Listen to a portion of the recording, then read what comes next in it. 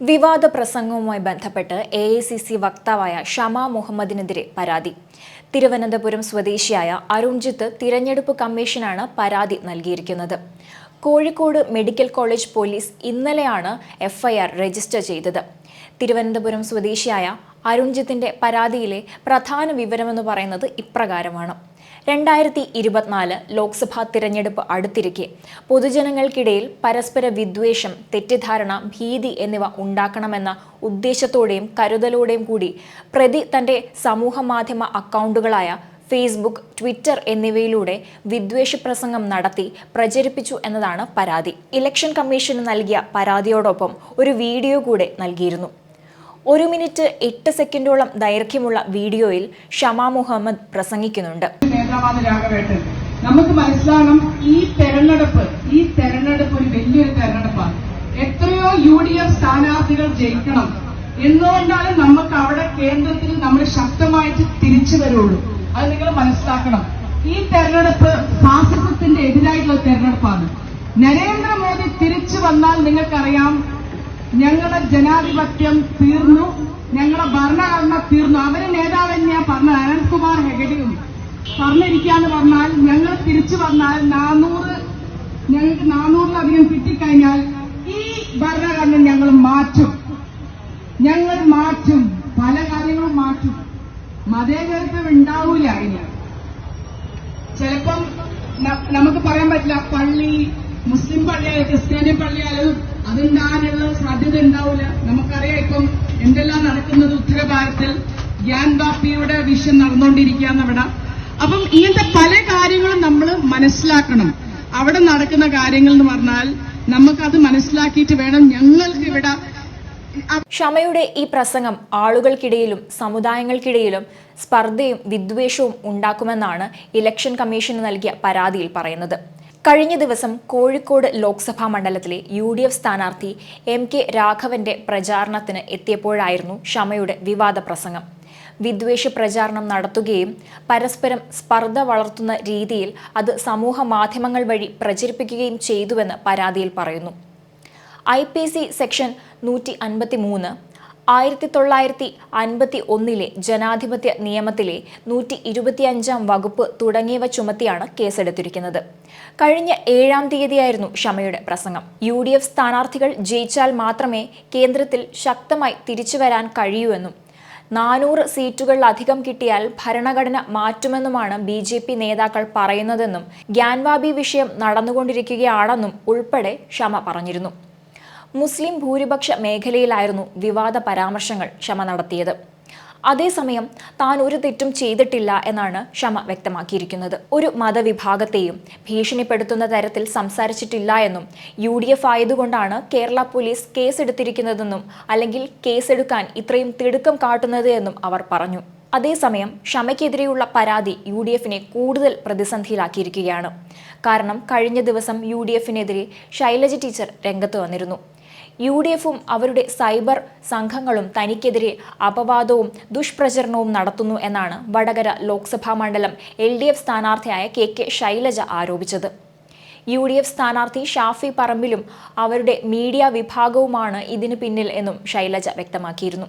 തനിക്കെതിരെ വ്യാജ വീഡിയോ ക്ലിപ്പുകൾ ഉണ്ടാക്കുകയാണെന്നും അതിനായി UDFന്റെ പ്രത്യേക വിഭാഗം തന്നെ പ്രവർത്തിക്കുന്നുണ്ടെന്നും ശൈലജ പറയുകയുണ്ടായി.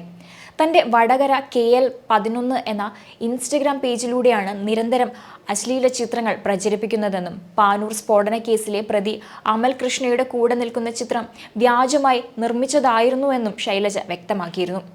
യഥാർത്ഥത്തിൽ നൗഫൽ കൊട്ടിയത്ത് എന്ന കുട്ടിയുടെ ചിത്രമാണ് ഇതെന്നും നൗഫൽ തന്നെ ഇതിനെതിരെ രംഗത്ത് വന്നിരുന്നുവെന്നും ശൈലജ ചൂണ്ടിക്കാട്ടിയിരുന്നു. കാന്തപുരത്തിന്റെ ലെറ്റർ പാഡ് ഉപയോഗിച്ച് തനിക്കെതിരെ അപവാദ പ്രചരണം നടത്തിയെന്നും ലെറ്റർ പാഡിൽ ഇത് ടീച്ചറമ്മയല്ല ബോംബമ്മ എന്ന പേരിലാണ് പ്രചരിപ്പിച്ചത് എന്നും അവർ ആരോപിച്ചു.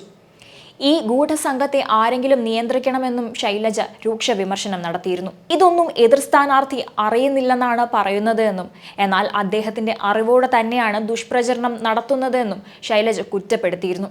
ആദ്യമായല്ല തിരഞ്ഞെടുപ്പിൽ മത്സരിക്കുന്നത് എന്നും എന്നാൽ ഇത്തരത്തിൽ വ്യക്തിഹത്യ നേരിടേണ്ടി വരുന്നത് ഇതാദ്യമായിട്ടാണ് എന്നും ശൈലജ പറഞ്ഞു. ഇങ്ങനെ പ്രവർത്തിച്ച് വിജയിക്കാമെന്ന വ്യാമോഹം വേണ്ട എന്നും ശൈലജ ഓർമ്മപ്പെടുത്തി.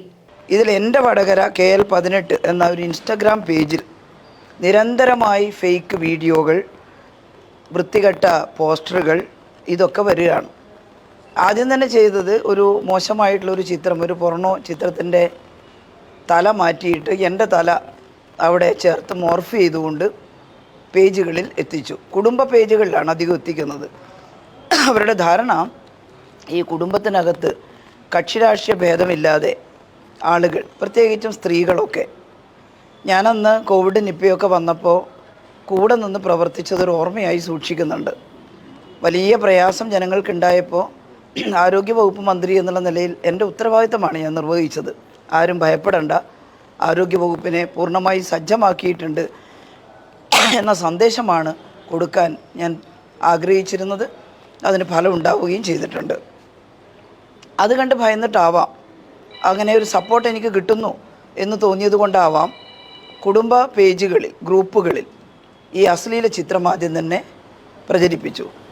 പാനൂർ നടന്ന ബോംബ് സ്ഫോടനം, അത് ഞങ്ങൾ പറഞ്ഞു അതൊരു ക്രിമിനൽ കുറ്റമാണ് ചെയ്തത്. അതിൽ പാർട്ടിക്കോ ഇടതുപക്ഷ ജനാധിപത്യ മുന്നണിക്കോ ഒരു പങ്കുമില്ല.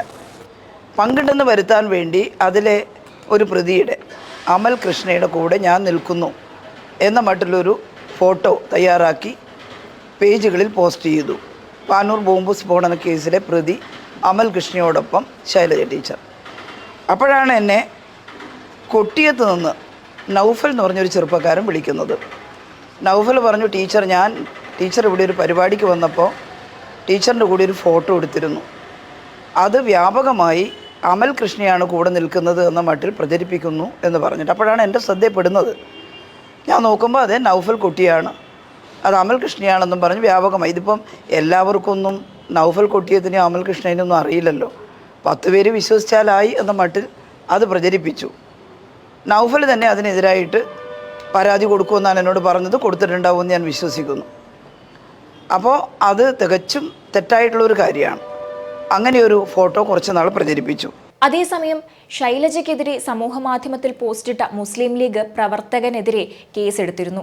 മുസ്ലിം ലീഗ് ന്യൂമാഹി പഞ്ചായത്ത് സെക്രട്ടറിയായ അസ്ലമിനെതിരെയാണ് പോലീസ് കേസെടുത്തത്. മങ്ങാട് സ്നേഹതീരം എന്ന വാട്സപ്പ് ഗ്രൂപ്പിൽ ശൈലജയ്ക്കെതിരെ വ്യാജ പ്രചരണം നടത്തിയെന്നതായിരുന്നു പരാതി. ഗ്രൂപ്പിലെ ശബ്ദ സന്ദേശം അസ്ലമിൻ്റേതാണെന്ന് കണ്ടെത്തിയെന്നും പോലീസ് പറഞ്ഞു. കഴിഞ്ഞ ദിവസങ്ങളിലെല്ലാം തന്നെ UDFന് കനത്ത തിരിച്ചടി നൽകുന്നതായിരുന്നു UDFനെതിരെയും ഷാഫി പറമ്പിലിനെതിരെയും ശൈലജ ടീച്ചർ പരാതി നൽകിയത്. ഈ ഒരു സാഹചര്യത്തിലാണ് ഇപ്പോൾ വീണ്ടും തിരഞ്ഞെടുപ്പിൽ UDFനെ ബാധിക്കുന്ന തരത്തിൽ മറ്റൊരു പരാതി കൂടി ലഭിച്ചിരിക്കുന്നത്. അതും AICC വക്താവായ ഷമയ്ക്കെതിരെ. ഇത്തരം പരാതികൾ UDFനെയും UDF സ്ഥാനാർത്ഥികളെയും തിരഞ്ഞെടുപ്പിൽ പ്രതിസന്ധിയിലാക്കുന്നുണ്ട്.